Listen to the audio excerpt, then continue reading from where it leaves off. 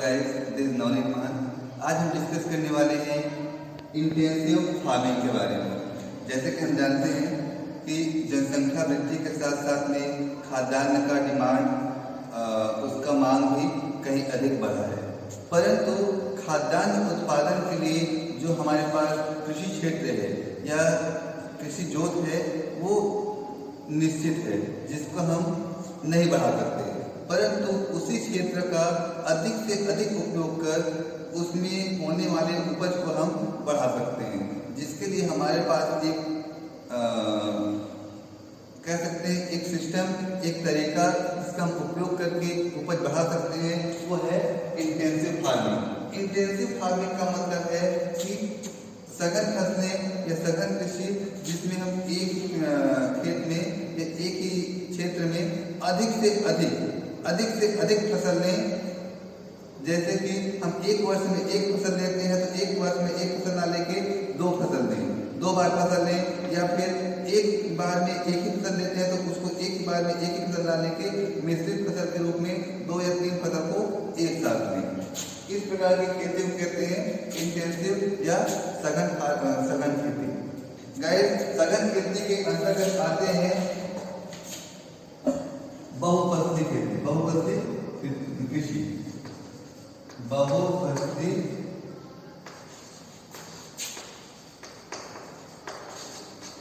कृषि। गाइस, हमारे भारत देश में अधिकतर ग्रामीण किसान गरीब होते हैं, जिनके पास में कृषि जोत बहुत ही कम होती है। कृषि जोत कम होने के कारण वे अपने खेत में पर्याप्त सिंचाई के साधन उपलब्ध नहीं करा पाते। इस कारण वे अपने खेत में या अपने क्षेत्र में एक वर्ष में एक ही फसल लेते हैं। एक वर्ष में एक ही फसल लेने के कारण उपज जो है एक निश्चित मात्रा में लिमिटेड हो जाता है, जिसको बढ़ाने से ही हमें उपज अधिक प्राप्त हो सकता है। तो हम कह सकते हैं कि बहुफसली कृषि इसका एक अच्छा उपाय है। बहुफसली कृषि में एक वर्ष में एक ही क्षेत्र में 2 या 2 से अधिक बार फसल लेना बहुफसली कृषि कहलाता है। जैसे कि खरीफ के सीजन में हम धान लेते हैं, उसके बाद रबी के सीजन में हम गेहूं ले सकते हैं, चना ले सकते हैं या कुछ और जायद के सीजन में हम किसी प्रकार की कोई सब्जी भी एक ही साल में 2 या 3, 4 या जितने ही फसल हम ले सकते हैं, उसको एक के बाद एक कंटिन्यू लेते हैं, उसको कहते हैं बहुफसली कृषि। गाइस, इंटेंसिव फार्मिंग का अगला जो तरीका है, नेक्स्ट फॉर्म है, वो है रिले क्रॉपिंग।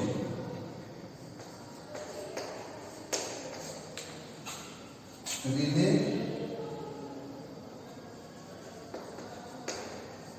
फसल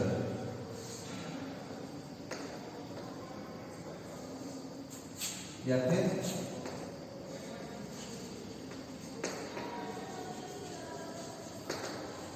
relay cropping. Guys, relay cropping का अर्थात है, रिले क्रॉपिंग का मतलब होता है कि एक फसल के हार्वेस्टिंग की, उसके कटने के तुरंत बाद दूसरे फसल को ले लेना।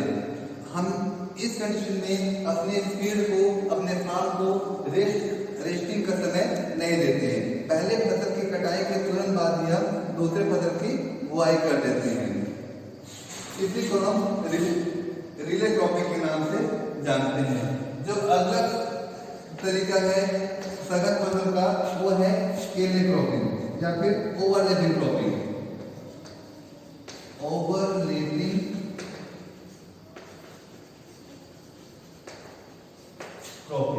ओवरलैपिंग क्रॉपिंग दैट मींस एक दूसरे के ऊपर ओवरलैप करना। ओवरलैपिंग क्रॉपिंग के अंतर्गत हम पहले फसल के हार्वेस्टिंग से जस्ट पहले दूसरे फसल की बुआई कर देते हैं। इस कंडीशन में पहले फसल के हार्वेस्टिंग तक दूसरे फसल की जर्मिनेशन हो चुकी होती है, जिससे कि हमारे पास समय तथा भूमि दोनों की बचत होती है। इसके साथ साथ ही पहले वाली जो फसल होती है उसके द्वारा एकत्र किए गए नमी का भी उपयोग दूसरे फसल द्वारा आसानी से किया जाता है। जैसे इसका उदाहरण हम ले सकते हैं, पेंडी के धान के जस्ट बाद में लेफ्टाइरस पिवड़ा का बोना। छत्तीसगढ़ में अधिकतर उलेरा फसल या फिर ओवरलैपिंग क्रॉपिंग धान के साथ में लेफ्टाइरस को पिवड़ा को लिया जाता है। अगला जो तरीका है वो है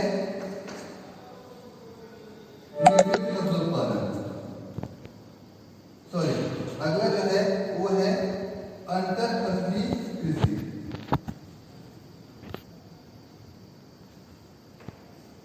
अगला जो तरीका है वो है इंटरक्रॉपिंग। इंटरक्रॉपिंग दैट मीन्स एक फसल के साथ में दूसरे फसल को एक साथ बोना।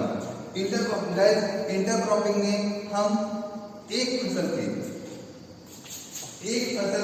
मुख्य फसल के बीच में, मुख्य फसल के दो कतार के बीच में जो भी स्थान रिक्त बचता है उसका सदुपयोग करने से उसमें किसी सहायक फसल को हम बो देते हैं। जैसे उदाहरण के लिए गेहूं के फसल में दो कतार के बीच में सरसों को लगाना। अगर हम गेहूं के दो कतार लगाते हैं तो बीच में एक कतार हम सरसों का लगाते हैं। इसको कहते हैं इंटरक्रॉपिंग।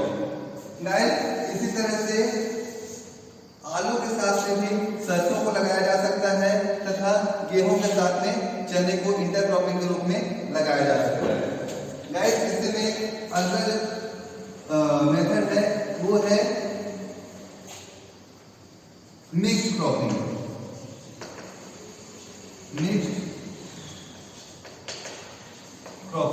मिक्स्ड क्रॉपिंग को हम मिश्रित फसल के रूप में जानते हैं। मिश्रित फसल में हम एक ही क्षेत्र में एक साथ दो या दो से अधिक फसलों को एक साथ मिक्स करके बोते हैं। इस तरीके में ये जो मिश्रित फसल लगाने का तरीका होता है इसमें दोनों फसलों का प्लांट हाइट या दोनों का मैच्योरिटी पीरियड अलग अलग होना अति आवश्यक होता है। जैसे कि मिक्स क्रॉपिंग में हम उपयोग करते हैं चना के साथ में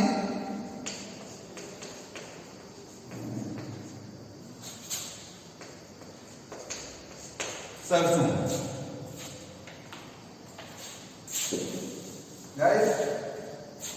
अगला जो है वो है संचर फसलें।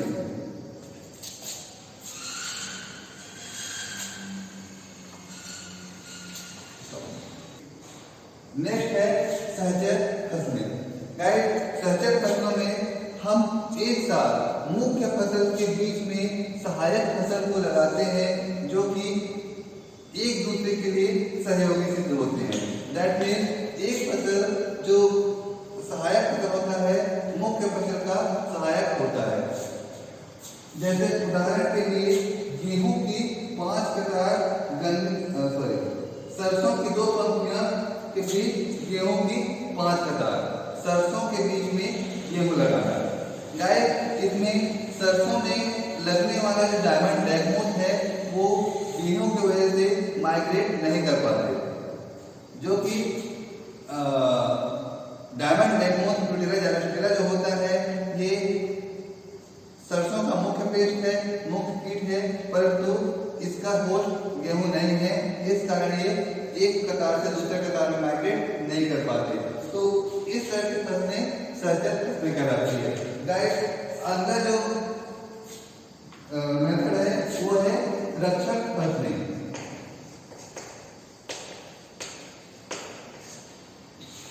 गाइस रक्षक फसलें एक फसल जो कि मुख्य फसल के कीट व्याधि रोग को उनसे दूर रखने का काम करते हैं। हालांकि दोनों ही फसलें मुख्य फसल तथा रक्षक फसल या सहायक फसल दोनों ही एक दूसरे की उपज को किसी प्रकार से कोई प्रभावित नहीं करते, परंतु एक दूसरे के लिए सहायक होते हैं, एक दूसरे के कीट रोग व्याधि को एक दूसरे से दूर रखने का काम करते हैं। जैसे कि महाराष्ट्र में कपास के कपास के खेत के चारों तरफ भिंडी लगाना है।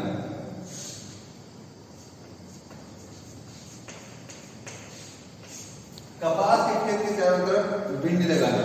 कपास का मुख्य पेस्ट जो है इरिस्पिटेला, जो कि भिंडी का पेस्ट है। भिंडी में जिसको हम शूट एंड फ्रूट बोयर के नाम से जानते हैं, तथा कपास में उसी को हम पिंक बॉल वॉर्म के नाम से जानते हैं।